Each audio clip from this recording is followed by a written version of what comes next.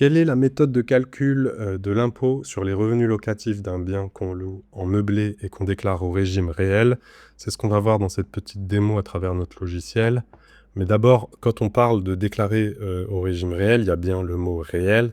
Et donc, ce que ça sous-entend ici, c'est que c'est le montant de frais réels qu'on engage réellement dans notre projet qu'on va utiliser dans la méthodologie de calcul qu'on va voir un petit peu plus tard ici. Donc, en termes d'hypothèse, on va noter un prix d'achat pour un appartement de 150 000 euros. En termes de financement, on va rester pour la simplicité de l'exemple sur un financement en fonds propres, donc il n'y a pas de prêt adossé à ce projet. Pour ce qui est du loyer, on va considérer un loyer mensuel de 700 euros et des charges locatives de 20 euros, donc ce qui va nous donner 720 euros de loyer charges comprises. Si on fait 720 fois 12, ça nous donne le revenu brut à l'année qui est de 8 640. En termes de charges, on note en frais de copropriété 50 euros, en taxes foncières 600 euros par an. Pour les frais de copropriété, on est par mois, 50 euros par mois. En termes de frais de comptabilité, on est à 400 euros par an. Et en termes de frais de gérance par une agence locative de notre bien, on va noter 8% des loyers. Si on additionne tout ça, on obtient le montant de 2 291 euros qui correspondent à nos charges annuelles. Et donc si on mensualise tout ça, si on lisse tout ça, on fait diviser par 2290 divisé par 12, on obtient les charges mensuelles lissées. Ça peut nous donner une indication derrière sur notre flux de trésorerie mensuel.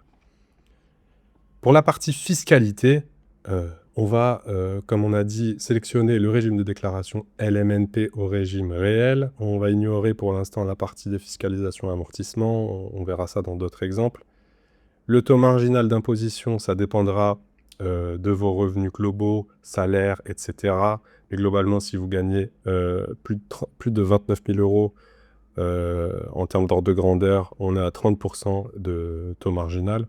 Donc ce taux marginal va être une donnée importante dans la formule de calcul de l'impôt.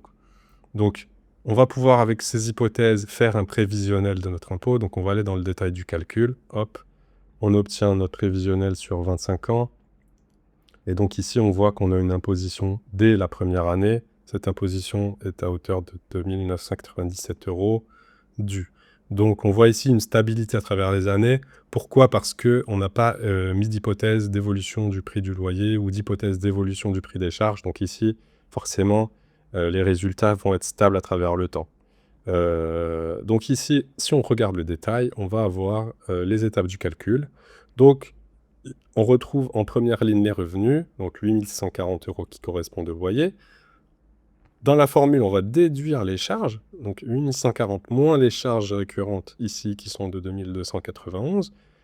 Ce calcul nous donne, donc les revenus moins les déductions des charges, ça nous donne 6 349 euros qui correspondent à notre résultat. Alors ici, on ignore la partie amortissement comme on a dit. Ce qu'on va regarder, c'est donc les résultats avant amortissement qui correspond à l'assiette imposable. Assiette imposable, c'est juste, ça veut tout simplement dire notre montant imposable, donc le montant qu'on va utiliser pour appliquer notre formule de calcul de l'impôt. Donc c'est ce montant qu'on va retenir, qu'on considère comme notre résultat, comme notre assiette imposable, comme notre montant de résultat d'exploitation. Ici, c'est ce qu'on a gagné. On est bénéficiaire de 6 349 euros à l'année. Donc, c'est sur ce montant qu'on va appliquer la formule qui est tout simplement l'application de deux pourcentages. Le pourcentage des prélèvements sociaux qui correspondent à des prélèvements obligatoires. CSG, CRDS, ce sont des prélèvements sociaux. Et le taux marginal, donc l'impôt sur le revenu, qui est de 30% ici dans notre cas, puisqu'on a choisi 30% en taux marginal. Donc c'est tout simplement ici notre bénéfice, donc nos revenus moins nos charges, auxquels on applique les 17,2% et les 30%. Donc ça nous donne pour les 17,2% 1092 euros, donc 6 349 fois 17%, et pour la partie impôt sur le revenu taux marginal, 30% fois 6 349, ça nous donne 1905.